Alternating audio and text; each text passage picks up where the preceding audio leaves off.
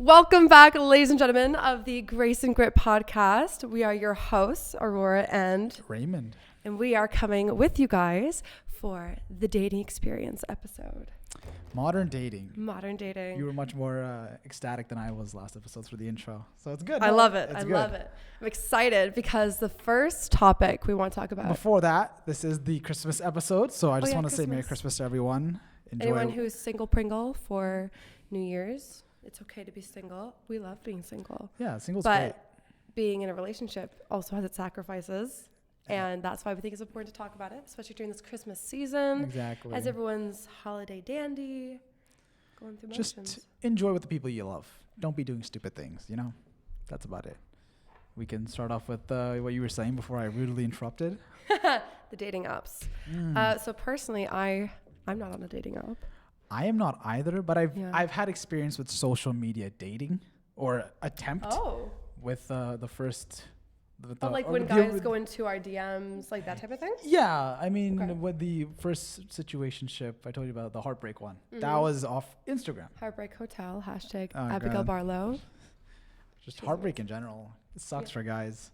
But I guess I'll go into my experience and how I did it and how I see a lot of guys do it on social media, that it's not a good way to do it, in my opinion. No? Okay. It's just, it's how you do it.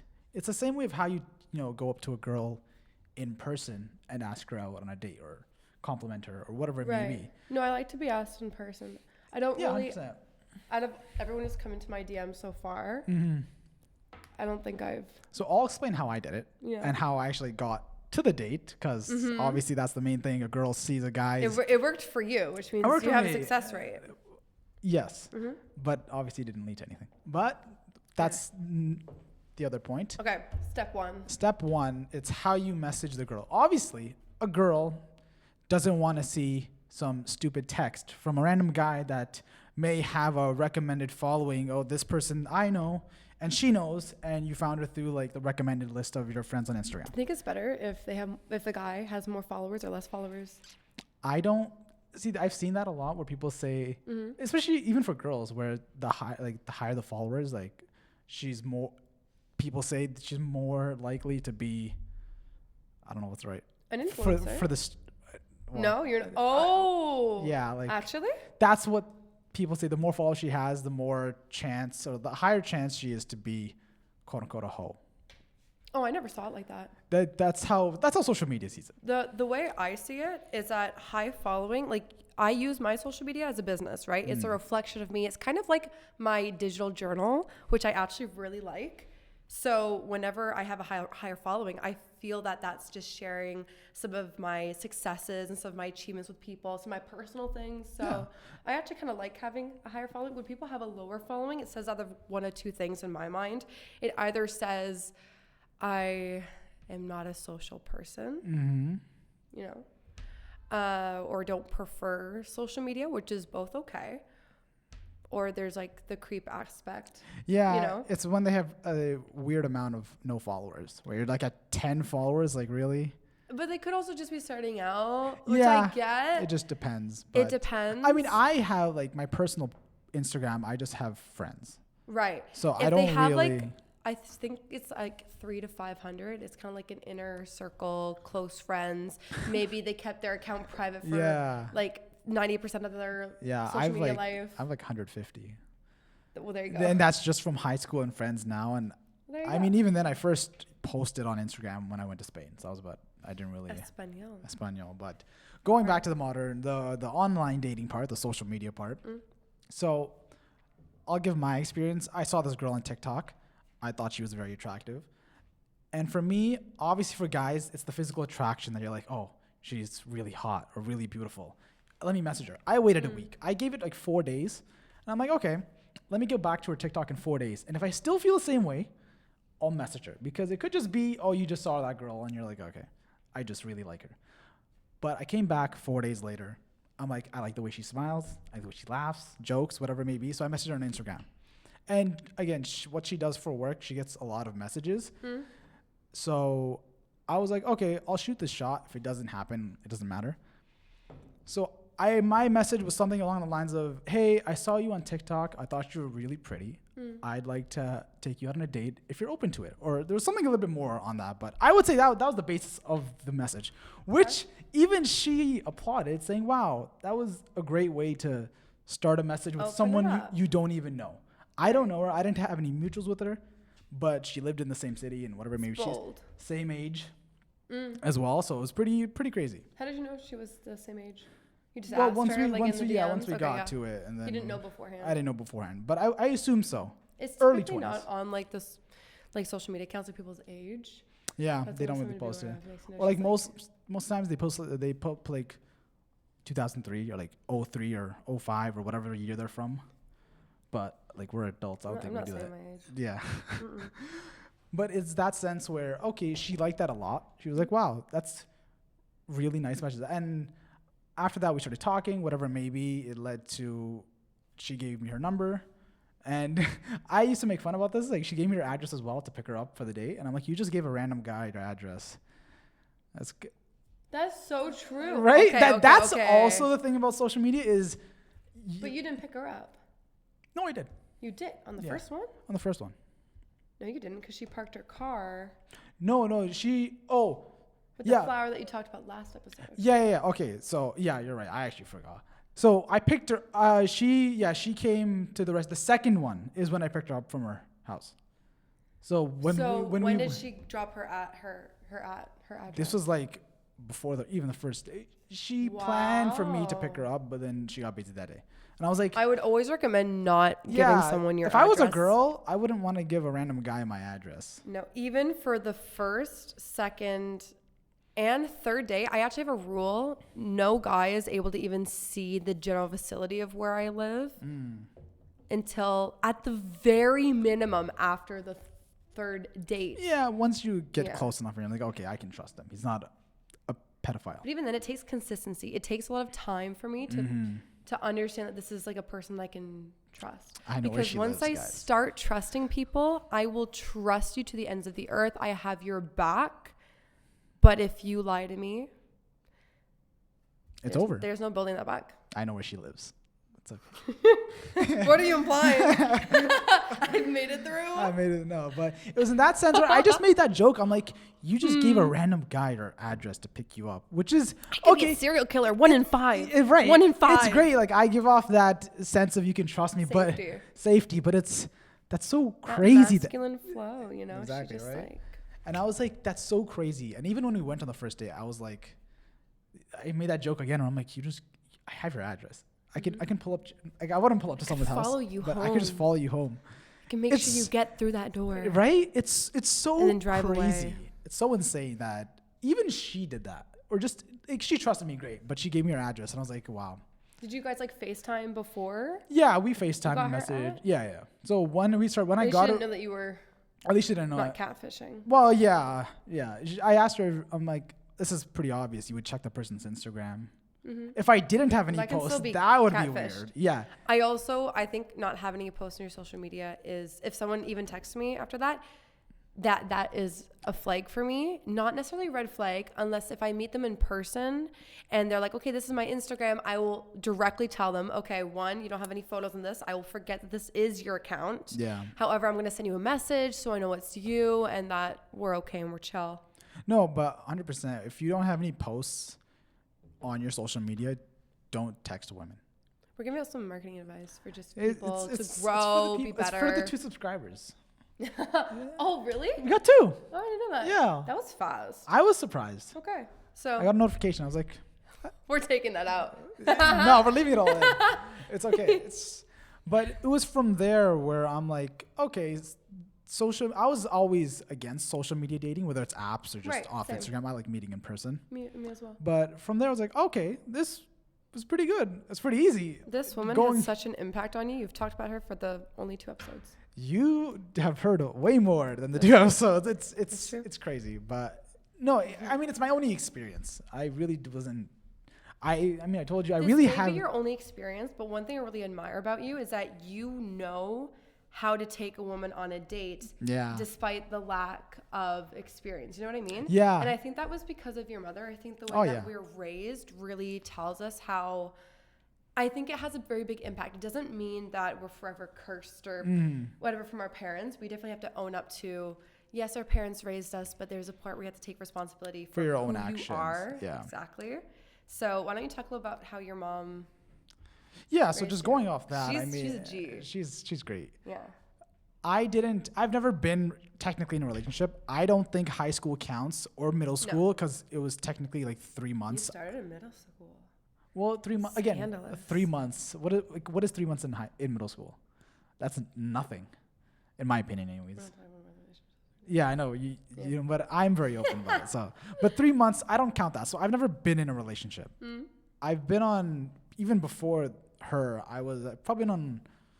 There was before one her, date, then after her. Yeah, I changed a lot after her, in the best way possible, in my opinion. But it's okay. And from there, I didn't have much, but I didn't have much experience on taking a girl on a date, but I knew what to do. It wasn't that hard. It's not rocket science. What are the 3 main or 4 main aspects? You want her to feel safe. You want to make her laugh. You want the food to be good because women love food, and get her flowers. Okay, the food is not really an important aspect about it. Really? But it's not because I could be eating a hot dog from a street. But you're different. You wouldn't mind a Costco date for the first date. That's the difference. I was going to get to that. I know. That's a good segue though. Yeah. So my perfect, I wouldn't say, yeah, it could be the perfect first date for me is going on a Costco date. Now hear me out, okay? First dates are very important to not waste my time. Right? Why would I continue a path on something that, I clearly don't see an end game to? So Costco, if you're allergic to something, what you can eat, what you don't like to eat. If someone doesn't like to eat their vegetables, if you don't like to eat your vegetables, where's your health? Where's your longevity? I know that he's going to die before me, and then I can't have that. I must die first. It's just like a rule. So, because you want him to suffer, not you. I'm not allowed to be a widow. I'm not allowed to be widowed. So, yeah, it just wouldn't work out for me. Yeah. So Costco is the place to go. Plus, I always said, if Costco was a man, instantly married, instantly, just always providing for me, always surprising me with things I didn't know I needed, always being a caretaker. This damn Costco sponsorship. That would be great. But yeah, you're different in the sense. I don't think any other girl or many other women would want to be taken to Costco on a first date. Realistically. The thing is, I don't want to see on a first date, I don't want you to be like I don't need to go to the toppest restaurant, like shout with all that. Yes, you have money. That's all. That's the big sense of what you're saying in terms of like what you can provide. What Costco tells me is who you are as a person, right? It doesn't mean that you can afford something or can't afford something. Like that will come in the later dates. I want to know who you are as a person. Stripe it down, make it basic. Let me know who I'm going to be building a life with, which is what I talked about in the last episode. You know, how I see relationships is, can I build a life with you? This person is going to be eating craft dinner for, no. That's crazy. We're not in middle school. Oh, no. No, but 100%. So you're different than most women because most women do want to be taken to a nice restaurant on a first date. That's maybe the second, maybe if they pass. Exactly. You know, it's not necessarily about testing. It's about getting to know that person. Can I build trust with this person? Can I see myself building a life with this person? I want to get to know the individual, not want to get to know your money. Yeah. You know? But then you eventually want to get to know their money. I mean, I would as well. Why not? I would as well. Eventually. Oh, yeah. You know, you just lead up to that. Show me the cash. Exactly. Show me your wallet. Show me your bank account. How many stocks are you carrying? Exactly. Just the watch. What kind of watch is he wearing? Rolex? Omega? AP? No, it's fake. It's fake. It's drawn. It's drawn on. But what were we talking about? Oh, yes. I don't know. My mother. Well, yes, I haven't had much experience, but I knew how to take her out and how to do the right things because it's not that difficult. The guys that complain about it just don't either want to do it because it's what quote unquote too much work or are just really stupid. No, but I feel like your mother is very feminine. She's very in her feminine energy. And so that she's been able to tell you about this, you know? Yeah, she pushed on to us, at least me at a young age, what to do. Like I was in middle school opening the door for her when she would drive us wherever and she would wait for me. I'm like, oh yeah, and then I would go and open the door, whatever it may be, or like whichever store or restaurant we're going into. It's just like she's waiting for someone of her 3 sons and then her husband to open the door, and my dad wouldn't because he's just lazy. No, but the thing is that like my mother's always been in her masculine energy from as much as I can remember. I remember when she was feminine very little when I was very, very young, but for 98% of my life, she's always been in her masculine energy, which is, you know, she always opened her door. She always was very strong. She made all the decisions.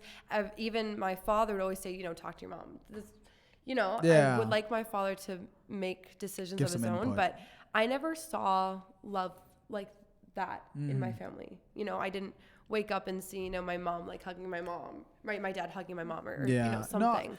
No, I didn't see that either. But I feel like the only feminine that I was able to receive was actually from my dad, but I also received a lot of my masculine from both my parents, and that allowed me to kind of grow up with like this like high leadership, always needing to act and be making decisions. You know, it allows me to have this high achievement roster, but at the same time, but you lose the feminine aspect. It does, exactly. And without having that achievement now and being programmed to have that reward system and always achieving, it's like being in that feminine almost feels not wrong but foreign. Yeah. Right? So it's about being able to reclaim that feminine energy, and I found that doing that a lot through meditation, writing down what I want from a guy and what I expect from a guy, and kind of like my boundaries and how I see myself. I really think that everyone should make themselves a business plan. Yeah. Run your life like a business person, you know, and you're going to get shit done the way that you need to. So, for example, it's returning to the infamous relationship contract. She has a contract, guys, so. I was inspired by 50 Shades of Grey to write this relationship contract, which I think was very important and very, was it impactful to me? Yeah. Impactful to me. Because, so here's how it started out. Hard limits, 100%. Not in terms of exactly what 50 Shades of Grey was, but my own hard limits, right? Of what I'm able to absolutely not accept from any type of person, right? And then I have how I want my family to be structured, how I see a father figure, right? How many kids I want. Things that I didn't even realize about myself, I kind of started opening myself up to. Yeah. And things that I was like, okay, I'm lenient on this, I'm okay with this, and I'm absolutely not okay with this. This really structured the way I was able to filter through guys very fast and efficiently, and also having a board of directors. I cannot say this enough. Anyone governing their life should have a board of directors.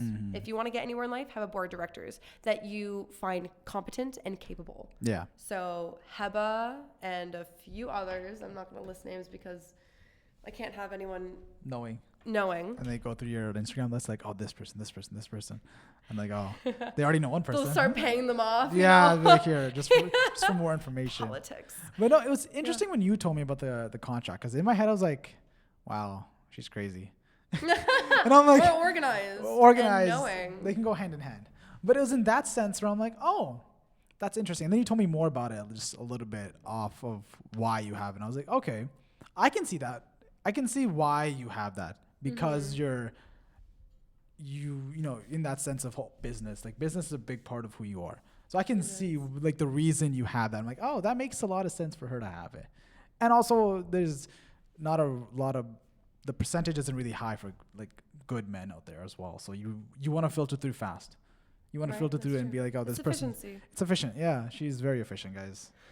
She kind of just gets everything done right away. I wasn't, But I think, didn't we end up making you a relationship contract? Oh, we attempted. We tried. You told me to kind of go through and write down things that I would want or expect. I think you started out as artificial. Yeah. Brown hair. Yeah, I started off with the physical, obviously brown. That was actually not in my relationship contract. Oh, you have no physical, like? That was a specific physical traits you want? No, that wasn't in for the first 5 years. That wasn't in my relationship contract because I really wanted someone from the personality. Yeah. One thing that I never heard before that I was very shocked about is one of my exes the reason, you know, that we actually got into a relationship together is because we were talking and I'm like, what do you want to be when you're older, right? I wanted he has a direction, a path, a vision. And for the first time, and I actually never heard this before and it really shocked me, he turned to me and he said that he's like, I want to be a father. Yeah. And that hit me so hard. I was like, wow, he strives to be a father. That I never even thought about that before. And that actually truly inspired me. And that's the first time I actually felt attraction. Take notes, guys. When you're on a date, if she asks you what you want to be, just hit her with the, I want to be a dad. I shouldn't be revealing those. This is just like easy tactics. But no, it's that sense where, yeah, 100%. I don't think many people think about it when if a girl asks you, what are your plans? Or like for your future. Many guys, I would say, go more so for monetary wise or more so short term than long term. And I think girls want a long term answer because they want to know what they're getting into. I think we both have our separate worlds. And when you tell us about your long term, right, it's trying to see if she can fit into his world, right? Mm-hmm. Because you are eventually going to be merging lives. Yeah, 100%. And knowing that you even have a path, that is first, you know, that's a basic thing that should be always established. But knowing where you want to go, that really helps be able to help merge lives. Yeah. And again, going back to the whole father thing, it's you don't really hear many people say that, oh, I want to be a mother, I want to be a father. And it's interesting because now everyone, like, our world is really just about money.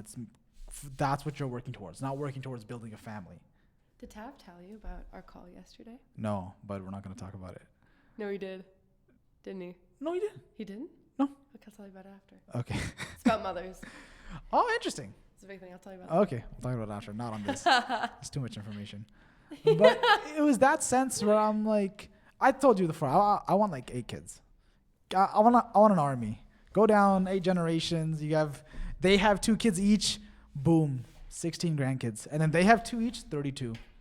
Isn't that great? And then when you're on your deathbed, you're just looking at like your house and you're like, wow, all these people is because me and my wife decided she's going to get pregnant 8 times. I would like a reasonable number. And obviously, if she's okay with it, I'm not going to force 8 kids on her, but I'm like, I would advise her. Went from 12 to 8. Yeah, it's got to make sense, you know? She's got to, I would advise you, be like, look, babe, like, when we're 80, you want as many grandkids, you know? You want as many great-grandkids. You want as many people around you before you die. That's the 100%. Thing. So that's my aspect of it, is I want as many of my kind of bloodline before I die. That's my whole goal anyways. Obviously, if she can't have 8 kids, that's a different story. We can do like 7, 6. I would like multiple kids. Multiple kids. At least minimum 3.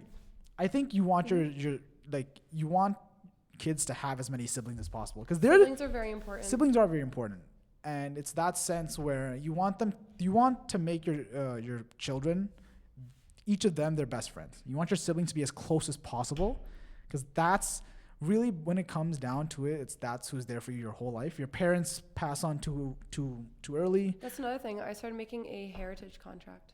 Oh, yeah. Nice. So for like families and how to govern them, how I want to raise them, I think that's also a very important topic that should be discussed in dating. Yeah. Especially if you see a future with that person, you have to know how you want to parent, you know? And so what I have in there is, I think sales is probably one of the best things anyone can learn. And I'm using my brothers as test dummies right now. Yeah. Which honestly, everything I'm putting them through, I've been through myself. So I know that this is going to work out very well. Yeah. And I think everyone should know how to read other people. No, 100%. Putting your kids into things that are very important in life, learning a second language, learning how to swim, martial arts, teaching them basic skills. If you have sons, teach them how to be men or grow up as men if you have women. Obviously, again, we talked about this last time, but you don't have to be a house. Them in their energies. In their energies. You know, but even though like there is masculine and feminine energy, everyone has a mixture of both, and every situation calls for a mixture of these energies. I remember I was calling you're in your feminine energy doing something, I forget it was. The other day I'm like, oh, you're in your feminine energy. Yeah, I forgot. You're receiving something, I think. I forgot what it was. No, I do remember you said that. And I was like, yeah. I was driving doing something.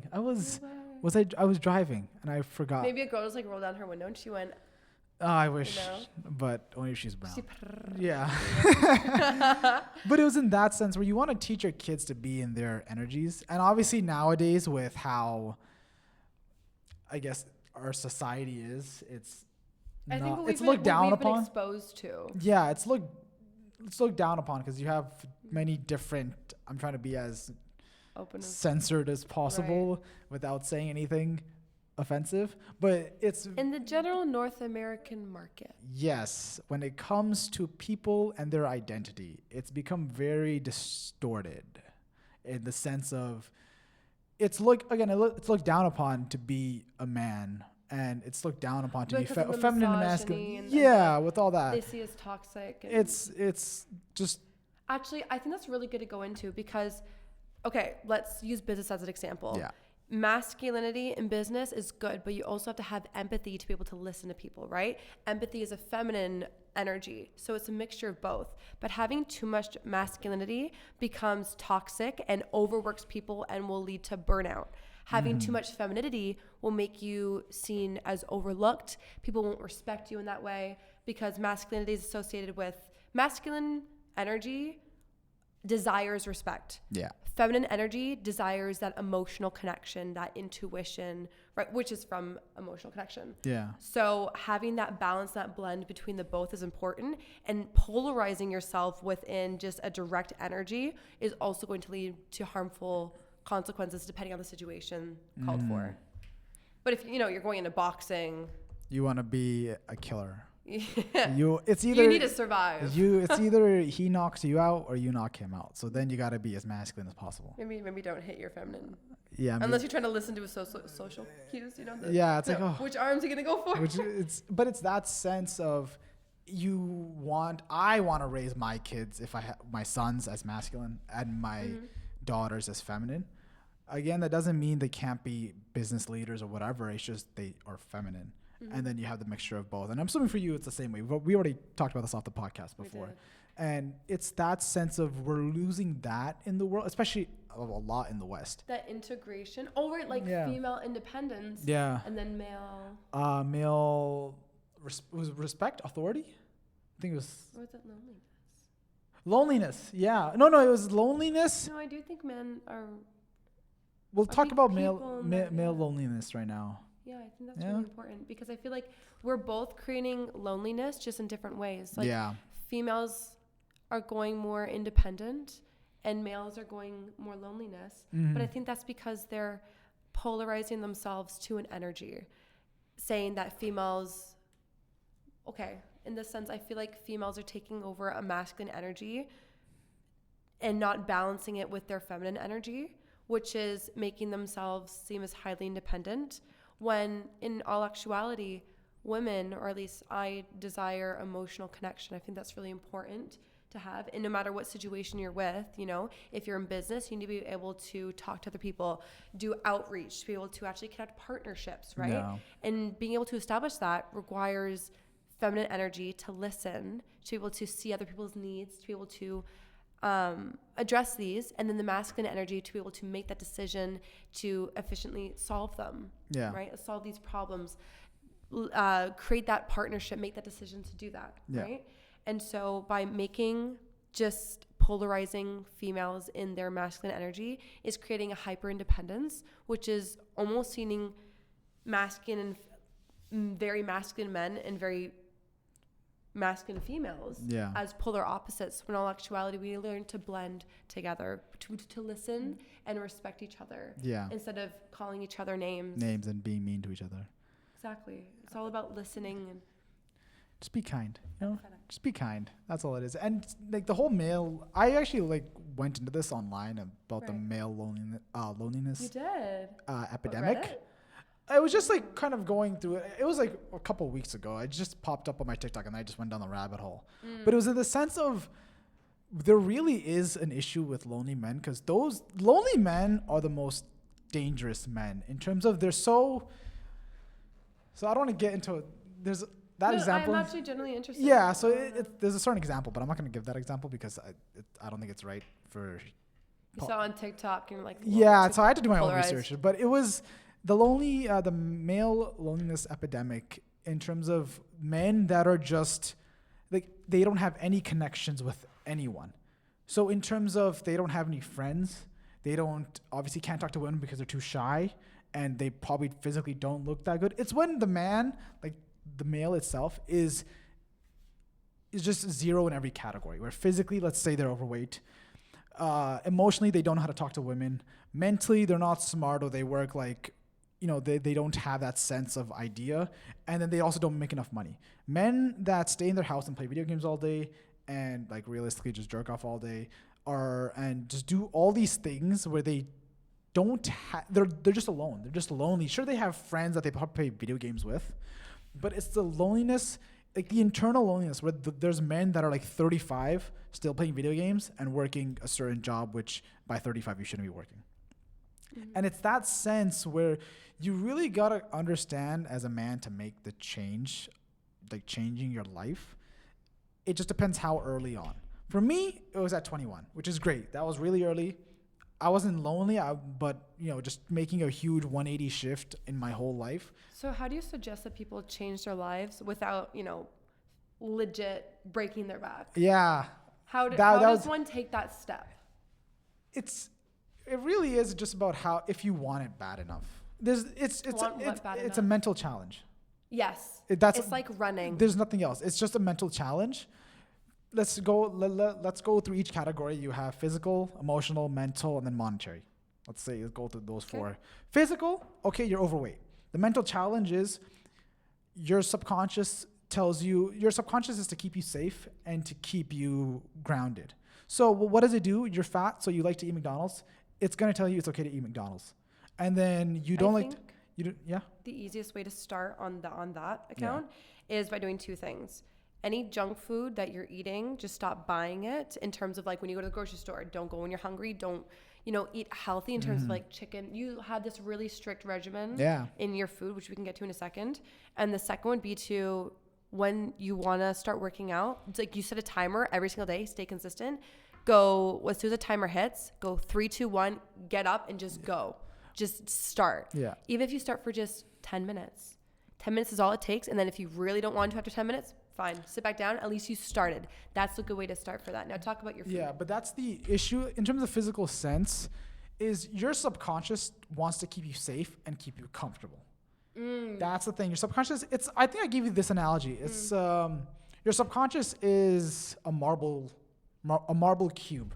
You as the artist, you have the chisel and hammer. I think I gave you this analogy. No, you didn't. Oh, okay, so the subconscious is a marble cube. Like back then in Greece, back in the Greek times, they had sculptors who would create sculptures. Your job is to break down the marble and create your subconscious. Create your masterpiece. So break it down and just chip at it day by day by going to the gym, doing things you don't want to do. If you're fat, you don't want to work out, you don't want to eat healthy. So you have to chip at it and break down by saying, that's not what I want to do. Like you have to talk to yourself. You have to tell yourself, I'm going to go on a walk, or I'm going to go on a run. I'm going to wake up at 4 a.m. every day and go to the gym. I'm going to eat this instead of eating this. For me, it was eating one meal a day, going to the gym in the morning, going on a walk after work, and getting in at least 10,000 steps. With that, and I went pretty strict on it. Like I would go to Costco with my parents and sit in the food court to just smell everything in, but not eat it. No, I would mentally challenge myself to go to the Costco food court when my parents would go to get food. Just sit in the food court and just smell. Because it's like my family would always be cooking food at home, and there was a lot of takeout, and I would just stay upstairs in my room and be like, no guys, like I'm okay. Yeah. I am not eating. I already had my meal, my one meal a day. It's good. But I find for me, wake up at 3 a.m. You wake up at 4, I wake up at 3, but I immediately start work at 3 a.m. Yeah. I wash my face, I get ready, and immediately I'm into work and I'm diving into it. Yeah. And then I work out. And it's in that sense where you have to break your mind. That's all it is, because your whole life you've been taught to be comfortable, and that's not a good thing. Make yourself uncomfortable. Make yourself comfortable with the uncomfortable. I think I told you that. You did tell me that, yeah. Did. And you have to break. That could have been my quote for today. Well, you say it at the end, it's okay. But it's in that sense where you have to break your mind, because all we're taught is by the government, certain foods are good, so eat this amount of calories a day. All you're taught by school is this is good, this is what you should do for the rest of your life. So you need to break your mind by breaking the constraints that have been put on you your whole life, and to understand what you really need to do. I eat 1,800 calories a day. I eat one meal a day. I go to boxing every day. I go to the gym every day, and I work as a mechanic every day. If that's enough calories for me, some fat guy eating 3,000 calories, that's too much. That's too much. Like, realistically, you're sitting down playing video games and you're working a 9 to 5 and all these things and you're overweight.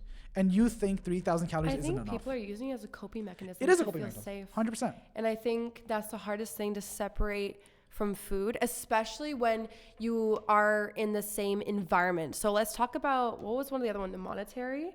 Mm-hmm. I think that we can talk about like monetary, jobs, career. Yeah. How do people get out of that? How do people taking change? Risks? Like, that's the only life way is a risk. Life is a risk. To make it interesting, do something we've never done before and let that risk fly. Let it fly. And it's the sense of, like, our generation nowadays is people don't want to work a 9 to 5.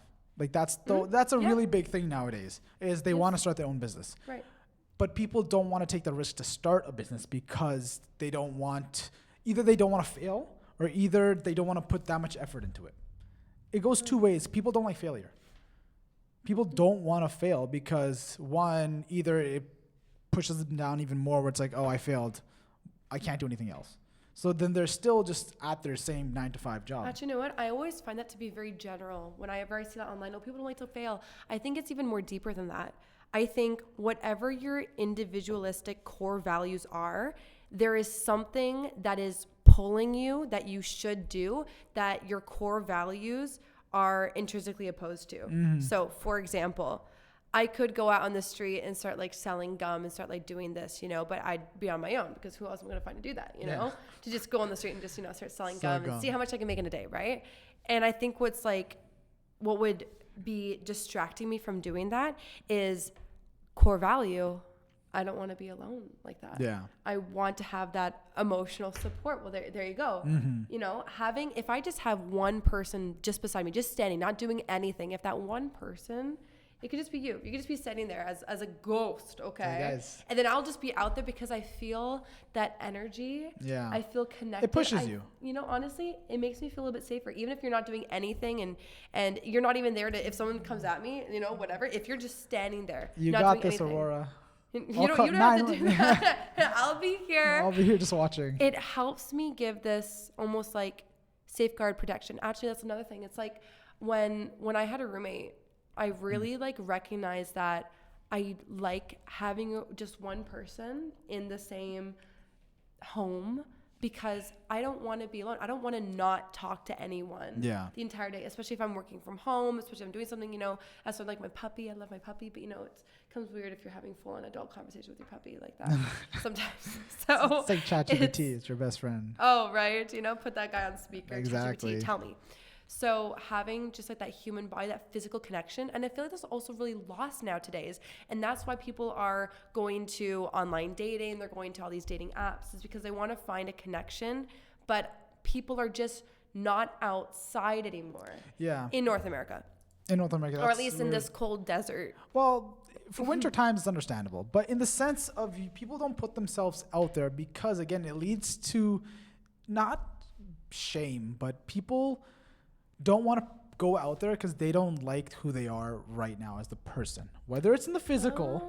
Like, people don't like to go outside or do fun things if they're overweight because they don't look good, which is sure, that's valid. I'd agree with that. But that's where you start, though. You will never find some person in the gym judging you, saying, whatever, because everyone's there. Everyone used to be the same. Exactly.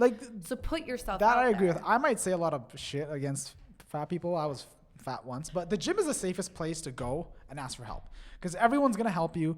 Everyone's been in the place that you are where you're just starting out. Mm-hmm. So that's why when people say they're scared to go to the gym, I'm like, you shouldn't be, because it's the best place to go to get advice, to talk, to get an understanding. That's the most motivating place, because you see a guy who's like 6'4" and has a six-pack and is built. It's like that took him 10 years. Yeah. So that's the best place to go. I think for females as well, though. Like, there's always like either female gyms, because I know that I don't really like guys look at me when I'm trying to Hulk out.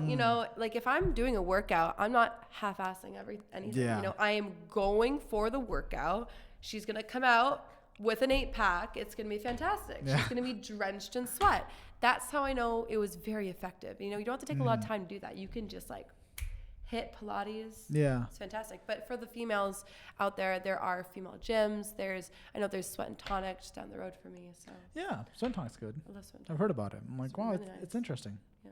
But even that, just going from the physical, the mental, men aren't mentally strong, or male population mentally isn't strong in the sense of where I've seen it. Where even me, when I was beforehand, when I was 19 or even like 18, 20 or whatever, there was, I don't want to say a blockage, but I didn't take everything in mentally wise, like when I'm talking to people or just information. Mentally, I just wasn't there. I just didn't, maybe because you lacked your feminine energy. I think that's where the mental sense comes from, is your feminine energy. No, receiving. Or what do you mean mental sense? In not just common sense, but in the sense of, I guess it is receiving. Feminine energy is about receiving a lot. I wasn't in it in that sense, because that's where the mental comes from. Everything you take in, everything you know, everything you process in your mind, your conscious, your subconscious. Right. So in that sense, even that changed for me, and I got a better understanding of just life. It's like, did you start meditation?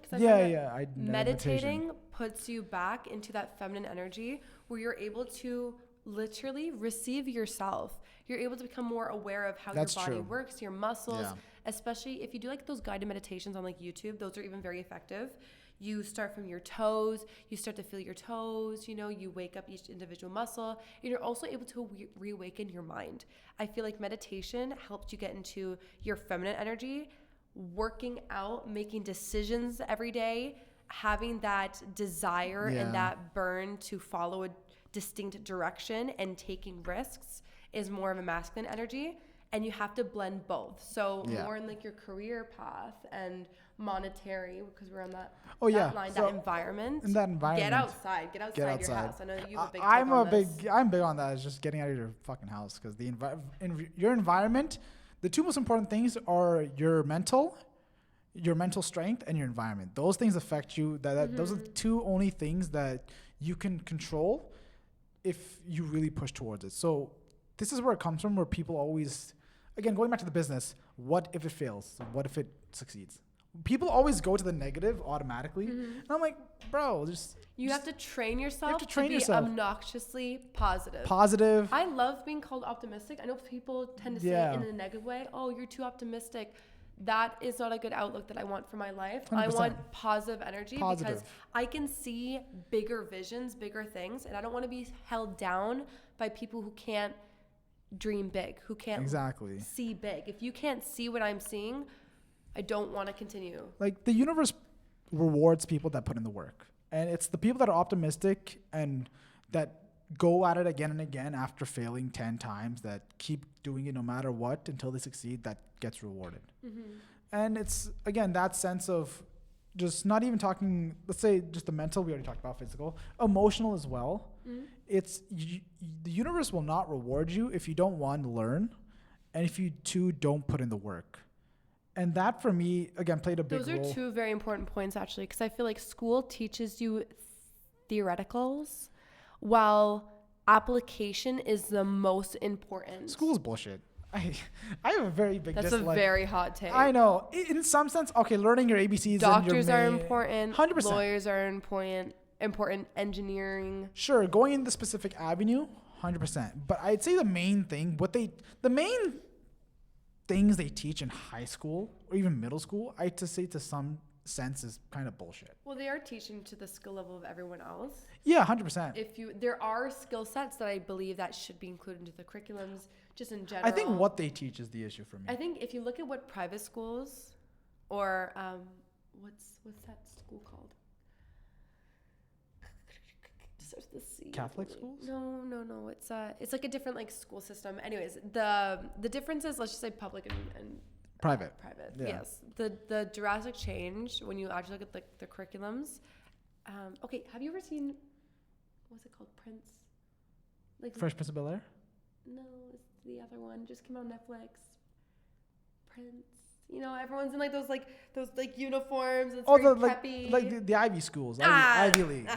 There we go. Okay. You get the general gist, right? If you compare those two schools, their curriculums, what they teach, you'll be able to see. Actually, you know what? One thing I find really interesting is I really do agree with this new learning model of only actively learning for 3 hours a day, and then the rest of the day in that school model, you are actively building. You are doing you're. Is that a private school or? I found it in the U.S. at first. Okay, that's cool. And I believe that there's more popping up around here. I follow the person on Instagram. It's blanking on me right now. Oh my goodness, but I do believe I want something like that for my kids. No, 100%. It's just history is important. Why are there some things I'm learning about that realistically don't matter? To me, as a person, history, sure, learning about the world wars, great. Learning about other things, to see how something so fickle can just be ignited like that. Sure, history repeats itself. I agree. In the grand scale of the world, I don't think we as citizens have any decision or choices of what was going to repeat itself. I don't think we aren't going to have any change if World War III happens. We're not going to have any drastic point to make or talk to these governments to tell them, oh, maybe let's not do this. So in the sense of, sure, have an understanding of what has happened in the world and what could happen. Sure, economics. Oh, economics and history. It's when they push these certain things on you where I don't care about this. Why would I need to know about any of this? Just some classes or just some teachers maybe, because I think the teacher makes the biggest difference. That is very true. But it's that sense of there's just some things I'm learning where I'm like, this is fucking bullshit. What the fuck am I learning this for? But there is an aspect which I feel like the history that you want to know about is not taught in schools. Yeah, that's how true. it made that impact and change. You should learn the history of billionaires. That'd be fun. Woo! Yeah. That would be great. There's certain things in history that I definitely am very interested about. But I think school, like middle school and elementary school, gives you that introduction into things that you could potentially learn about, the things that you want to be interested in. Like I'm learning about the Egyptians and how they made the pyramids. What am I doing with that? Okay, that's kind of cool. It's cool, but what am I doing with it? Okay, even in high school, I didn't give a shit about the Egyptians. But there are people who go in like every term is architect. Yeah, it is an architect. No, it's not an architect, because architects do the sketches and for like the buildings and stuff like that. There's people who like dust off like the bones and stuff. Oh, archaeologist. Look at that. Things are just like escaping my brain right now. But I don't know. I think they should. I think that's why Ivy Leagues are pretty good, is because they curate the classes to the kids. I mean, they're also like rich, so the parents give them like $150,000 as a donation, and then there you go, your kid's in Ivy League. So, but it's that sense of curate the courses to the students. I think that makes the biggest difference. If you have some kids that, again, probably don't have the attention span or aren't as smart as some other kids naturally, they got to work harder, so they need more help. How did we get on this topic? I don't even know. We were talking about modern dating. I know. And we're talking about schools. We talked about monetary. We talked about the physical. Yeah. There was two others that you mentioned. We talked about mental. I think emotional. I don't know how we got off the emotional. We did touch on emotional. Okay, so going back to emotional, it was men don't really show their emotions. That's a big thing where men. Loneliness. Loneliness. We talked about that. Yeah. Okay. So then, what the hell are we doing? I was like, I was going off on why I hate schools, and I'm like, oh, I forgot exactly what we talked about. But there was, in terms of modern day, I guess this is a big thing, is the whole 50-50 thing. Oh. Do you want to give your point of view on it? As in how the guy should pay for the first date? Or the whole idea of 50-50 in terms of dating in general. You're out with a guy. Mm-hmm. And obviously you offer, hey, I can pay for my food, or hey, I can pay for and let's just say scenario one, he says, oh, you got it? And then puts his wallet back. What's your reaction? And I'm assuming you're never going to go on a date with the guy again. Okay. Like if I offer, I do like very actually mean that I will pay.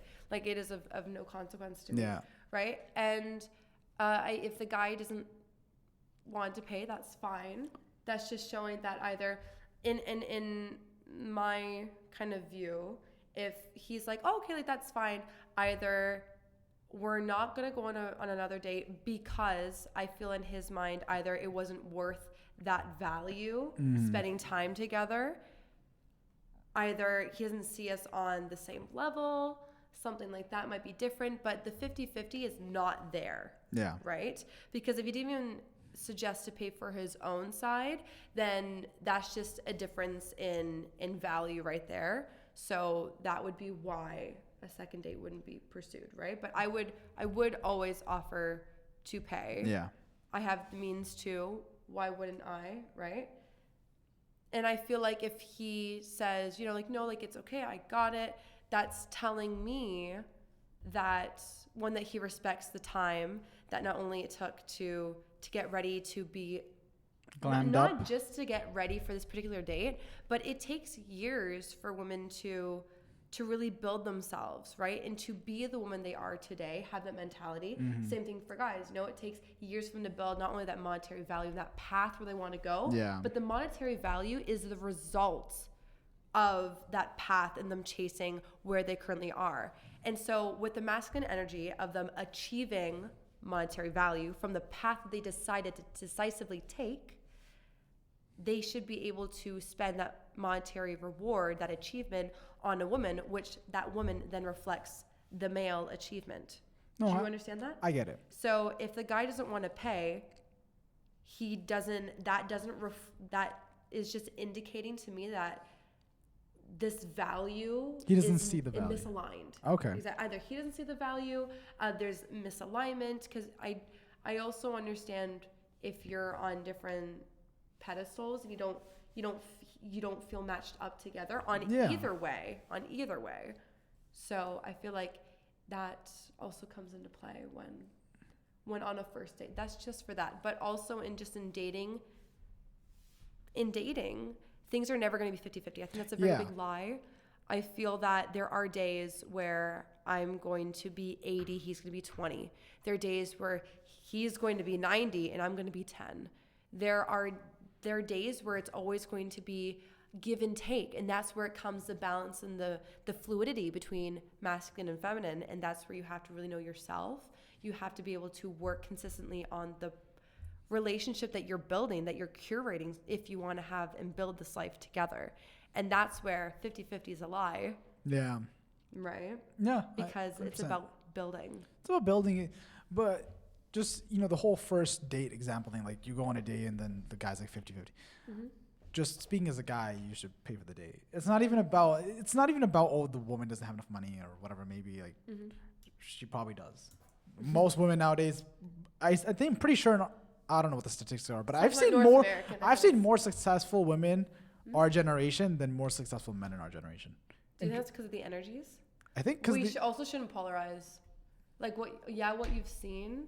But from I don't know what the actual stats. Yeah, I don't know the actual stats. I'm just giving from my perspective. Like I've seen, known more successful women than more successful men. That's good that you've had that the mentality though, because that means you're going for the successful woman. Oh yeah, why would I? Of course. Exactly. I mean, for me, it's not like if the girl wants to work, that's great. If she wants to be a stay-at-home wife, that's great. It's not a big deal for me. It's either or. I just want someone that's, the traits, the physical and the personality traits. I just want that there. If she doesn't want to work, she doesn't want to work. I don't care. If she wants to work, then put in 50 hours a week. I'm like, okay, go for it. I mean, it's not gonna make a difference to me. I'm putting in work as well. So it's the sense of you just gotta find a successful woman, because they're usually the best women nonetheless. But two, success in what way? In what avenue? One, I guess successful in their work matters, because it kind of shows, you can see the difference in traits of a woman who's successful in business, just their work. I don't even say business, their work, whatever they do. Okay, they're a doctor, they're a nurse, they're a lawyer, whatever it may be. And then there's also women that are successful in a different way, that are like stay-at-home moms. They're taking care of everything in the house, taking care of their kids, and you're raising the next generation, basically. I'm like, that takes a lot of work, as you would expect, taking care of 2 kids or 3 kids, whatever. So for me, either way of success is okay. I don't mind either way. If her successful at home with kids or her successful in her job and, you know, going forward from there. For me, it doesn't make much of a difference of where she wants to go and that type of success. Because I see those two as success in general. So that's why I'm not really picky. I'm not picky at all. This is as long as she's accomplishing her goals. Yeah, if her goal is to be a mother and raise her kids, that's great. That's a great goal to have. If her goal is to be a successful lawyer, that's a great goal to have. Do you think goals are different between men and women? Like, for example, like if a woman has certain goals, I feel like, do you think that she's judged more leniently on her goals as opposed to if a guy's kind of just like, no, I want like a comfortable lifestyle, I want this, I want that, as opposed to, let's say, another guy who wants something like really, really big? Do you think it depends on the individual? It depends, but I would say in general, guys are more simple. I would say in general, guys are more simple in the sense of life. For me, and like I'm talking about myself, but I also like know your goals. Not just an 8-pack. That's pretty simple. You just do ab workouts every day. But in the sense of my life and how I can see, like, how I see a perfect, like, okay, I'll give this example. If I'm going out with the boys, I think the best experience you can have is when you're just sitting around a table and just talking to everyone and just making jokes. That is peak man.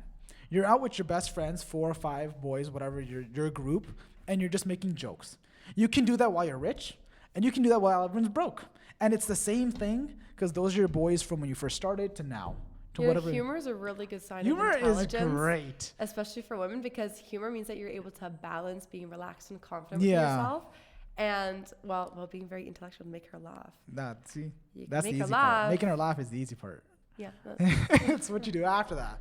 But it's that sense of, at least for me, guys are very simple. It's just, again, it's the whole thing of, I can live in a 1-bedroom condo or apartment, have 1 bed in my room, have a pretty basic kitchen, have a TV and 1 sofa, and I'm very content with that. You don't find love in your home as the way I feel most women tend to feel love in their home. Yeah, so it's like, guys, I always have this quote. Maybe this is my quote to end it off today. Yeah. Is that guys build a house, but women make the home. Yeah.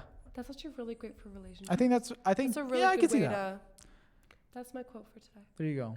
Nice. I like it. That's a good quote, especially with what we're talking about. I like it. But it's, again, that sense of I just want a place to live, and that's it. Place to live, sleep, eat, and then I'm out of the house. So I don't really care about making like my place like, you know, my own, or having a specific kind of putting paintings here, putting a plant here, whatever. I'm just like, bro, I'm just waking up and I'm going to work and just doing whatever I want to do. But it's in that sense where women, again, I think I've told you this. It's like, it's beautiful the way women see life, where they see like a butterfly. They're like, oh, look, a butterfly. It's so pretty. I would never do that. It's the details. It's the details in life. It's more of the miracle. Yeah, I would never look out of the car and be like, wow, a butterfly. That's great. But women do that. Through my eyes. Exactly, which is fantastic. It's that where they show you. It's women tend to live more in the moment than men. And that's the point where they're looking out the window and they see, I don't know, again, a butterfly or a really pretty plant, a flower. And they're like, wow, that's so pretty. And then it's like they tap you on the shoulder and they're like, look, a butterfly. I'm like, wow. It is a butterfly. And I love that because, again, I would never do that. But having that point of view shown to me, especially my mom, she does that a lot where there's like, I'm driving and there's like birds on like a tree or whatever. And she's like, look at all the birds. They're flying away. I'm like, wow, mom, you're right. Look at all the birds. That's something you admire about the feminine energy. 100%. Because I would never do that. Be able to receive that beauty. Receive that and understand and be like, wow, that is beautiful. And I'm like, yeah, that really is beautiful. Okay, so what's your quote for today? My quote for today? Oh, yeah, you already said your quote, right? I did. You want to talk about the butterflies? I'm quoting Ron from Harry Potter. The butterflies. Why not be spiders? Could have been the butterflies. This one I think I already told you about, but it's the one where we were talking about, I think it was off the podcast, but we were talking about a warrior in a garden. Oh. So the quote goes, it's better to be a warrior in a garden than a gardener in war, because you want to be capable of violence, but also you want to learn how to control it as a man. So you can learn boxing, But that teaches you control as well. You learn destructive power of how to knock someone out and possibly kill someone. But it's also the sense of you learn how to control it, and you're not going to go around just beating people up. Knowing that you can. Knowing you can do choosing not to. Exactly. And that's very important for men to learn, because that's how you go to a certain sense. That's the true masculine. That's the true masculine of energy. Being capable of violence, but being in control of it. Choosing not to. Okay. Well, that concludes, I guess. Oh, wow. The episode 2 of dating in 2025, soon to be 2026. We're almost there. We got one episode left for December, which is next week. That's the New Year's episode. Right before New Year's. Right before New Year's. Exciting. Any plans? Merry Christmas, everyone. For New Year's? Yeah. I want to go to NYC. Oh, yeah. NYC. I still haven't gotten the news about my thing, so I'll let you know about Don't worry, that. I'll distract you. You'll be fine. But yes, guys, thank you so much for listening to the episode. It was fun. Next week, we'll just go through our docs and see what we want to talk about next week. But we'll have a little bit of New Year's Eve stuff. We'll make it festive. We'll make it festive. We'll make it a little bit festive. But thank you guys so much for watching, and we will see you in the next episode in a week. Lights out.